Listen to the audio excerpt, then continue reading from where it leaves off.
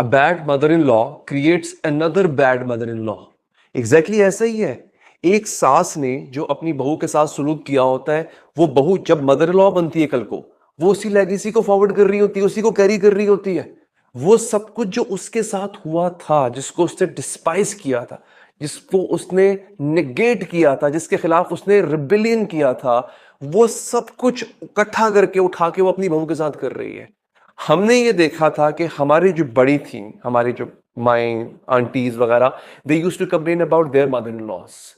Now what happened is they came out to be the same as their mother in laws. वो वही बन गई और वो अपनी बहुओं को वैसे टफ टाइम दे रही है। कल को उनकी बहुएं, आने वाली जनरेशन, जब वो मदर इन लॉ बनेगी, क्या वो भी वही बनेगी? ये साइकिल ब्रेक नहीं हो सकता है। इस साइकिल को ही तो ब्रेक करना है। मैं एक बात, especially in my coaching and counseling sessions, I tell mother-in-laws कि प्लीज अब वक्त आ गया है कि आप इस रियलिटी को एक्सेप्ट कर लें कि आपको अपना बेटा शेयर करना है। वो आपका बेटा रहेगा।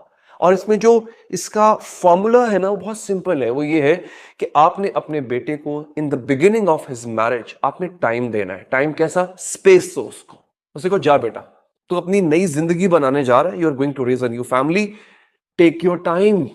वो आपको कम टाइम देगा, पहले भी तो कम ही देता था ना, पहले भी सारा दिन दोस्तों में होता था, अब आप पॉसेसिव हो गए हैं क्योंकि एक नई औरत घर में आ गई है।